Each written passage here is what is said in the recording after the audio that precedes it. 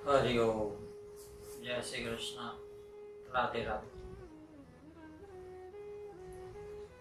बंधुओं, पुरुषोत्तम मास कथा महात्म्य में हम 8वें अध्याय तक पहुंच गए। 7 अध्याय में हमने इस पुरुषोत्तम मास के महात्म्य की कथा को देखा, दर्शन किए। आज 8वें अध्याय में प्रवेश से पूर्व आइए मंगलाचरण करते हैं। विघ्नेश्वराय वरदाय सुरप्रियाय लंबोदराय सकलाय जगद्धिताय नागाननाय श्रुतियज्ञ विभूषिताय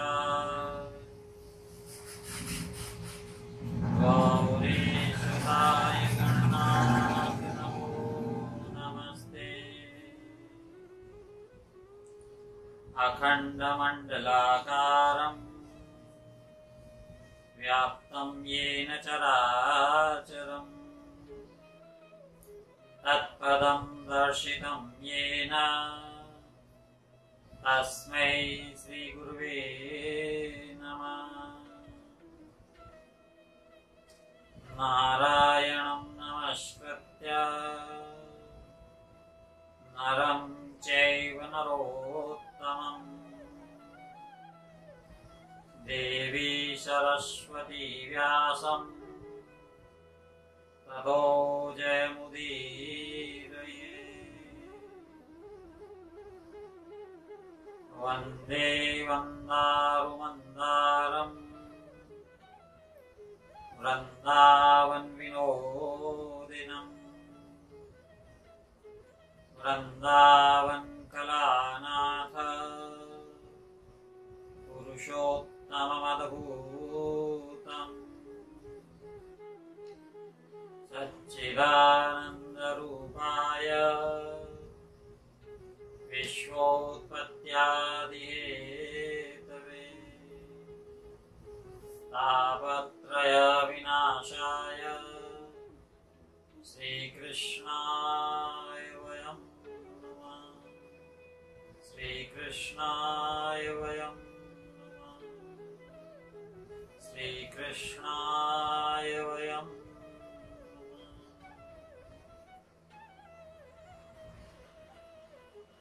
सोमेश मोहि पर अनुकूला करी कथा मुद मंगल मूला।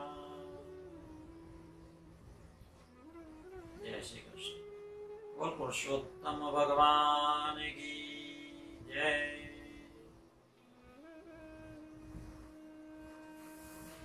सातवें अध्याय में हमने देखा कि अधिमास ने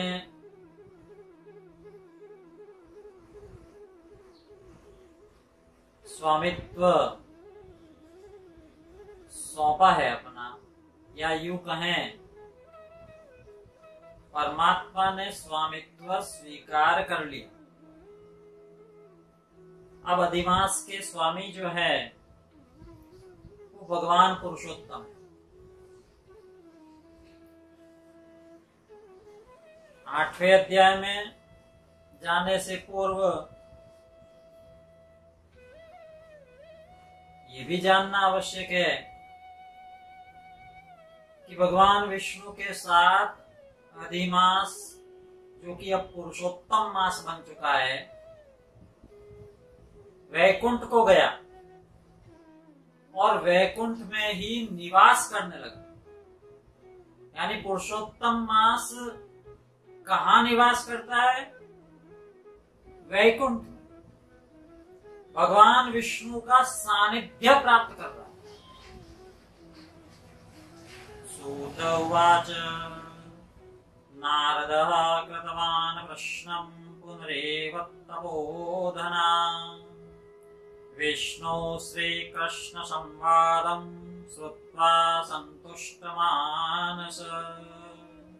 यहाँ सूत जी ने कहा, हे तपोधन, विष्णु और श्री कृष्ण के संवाद को सुन संतुष्ट मन नारद नारायण से पुनः प्रश्न करने लगे।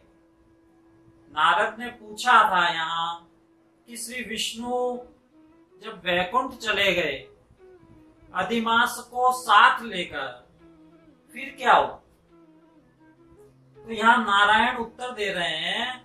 नारायण नारद को संतुष्ट करते हुए कह रहे हैं कि वहां जाकर यानी वैकुंठ जाकर उन्होंने अधिमास को अपने पास ही बसा लिया।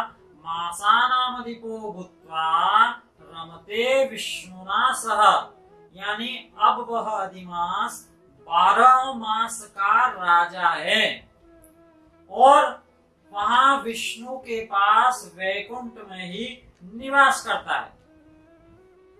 इधर कथा अर्जुन को जो श्री कृष्ण सुना रहे हैं या चेतावनी देते हुए कह रहे हैं कि इस तपोवन में आकर आप लोगों ने दुखित होने के कारण पुरुषोत्तम मास का अनादर किया है, यानी आदर नहीं किया है, आप उसे भूल गए।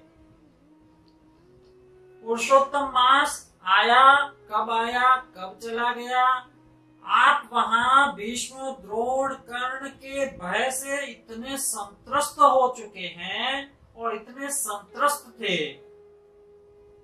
कि आपने पुरुषोत्तम मास को आदर नहीं दिया, ध्यान ही नहीं रहा। अब अर्जुन ने प्रश्नवाचक दृष्टि से श्री कृष्ण की ओर जब देखा तो परमात्मा श्री कृष्ण कह रहे हैं, अब तो भाग्य का अवलंबन करो, भाग्य के भरोसे बैठे रहो, भाग्य के निर्णय पर छोड़ दो, क्योंकि अवश्यमेव भोक्तव्य मा दृष्ट जनितम फलम। भाग्य से उत्पन्न फल को अवश्य ही भोगना पड़ता है। सुखम दुखम भयम क्षेमम दृष्टात् प्राप्यते जने, यानी सुख दुख भय कुशलता इत्यादि भाग्यानुसार ही मनुष्य को प्राप्त होता है। तभी तो हम लोग कभी कभी कहते हैं ना कि भाग्य से ज्यादा और समय से पहले कभी कुछ नहीं मिलता।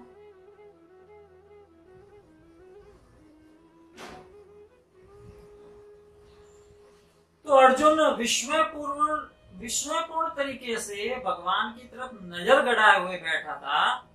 यहाँ भगवान कहते हैं इसके अलावा एक और भी कारण है भाई, एक और कारण तुम्हारे दुखों का है, वो भी आश्चर्यजनक जो इतिहास है वो भी सुनो। कि द्रौपदी जो है वो पूर्व जन्म में, जो पांचाली तुम्हारी पत्नी है, पूर्व जन्म में मेधावी नामक ऋषि के घर उत्पन्न हुई थी। रूप लावण्य से युक्त सुंदर थी, चतुर गुणवती, साहित्य शास्त्र में पंडिता और नीति शास्त्र में प्रवीण। ये लाडली पिता की एकमात्र कन्या थी। छोटी अवस्था में चूंकि माता की मृत्यु हो गई थी तो मेधावी ने इसे पुत्र की तरह पाला था। विवाह योग्य हुई तो अपने सखियों से स्पृहा करने लगी और विचार करने लगी कि मेरा विवाह कब होगा, मैं कौन सा व्रत करूं, किस देवता की आराधना करूं, किस तीर्थ का आश्रय लूं, कौन सा नियम संयम पालन करूं कि मेरा भी विवाह हो जाए, मुझे भी पुत्र पौत्र की प्राप्ति हो। अब पिता मेधावी भी, लिखा है कन्यादान निमित्तम च विचिन्वन् सदृशं वरम्। बेचारा पिता भी कन्या के लिए उपयुक्त वर की तलाश में देश विदेश घूम कर आ गया। लेकिन तादृशं वरम प्राप्य निराशा स्व मनोरथे, निराशा ही हाथ लगी। कन्या के उपयुक्त कोई वर न मिला। कन्यादान का संकल्प पूरा नहीं हो सका और एक दिन वृद्धावस्था को प्राप्त हुए मेधावी ऋषि जो है श्री कृष्ण गोविंद हरे मुरारे राधेश दामोदर दीननाथ ऐसा कहते हुए, परमात्मा श्री कृष्ण का नाम लेते हुए अपने शरीर को त्याग दिया। माता पिता भाई बंधु इन सबके अभाव में अब वह कन्या जो मेधावी ऋषि की इकलौती संतान थी, एकमात्र कन्या थी, अकेली रह गई। पितृहीना च मातात को वा संभावयिष्यति, भ्राता नैव बंधुश्च न मे माता तपस्विनी। ऐसा कहकर यानी पिता भी नहीं, माता भाई बंधु कोई भी नहीं, मैं अकेली रह गई हूँ। लड़की का विलाप सुना, रोदन सुना। आसपास रहने वाले जितने भी ब्राह्मण जन थे वे सभी वहां उसके कुटिया में या उसके आश्रम में आए, कन्या को सांत्वना प्रदान की और ऋषि मेधावी का उन्होंने दाह संस्कार किया। उनकी पुत्री अकेली रह गई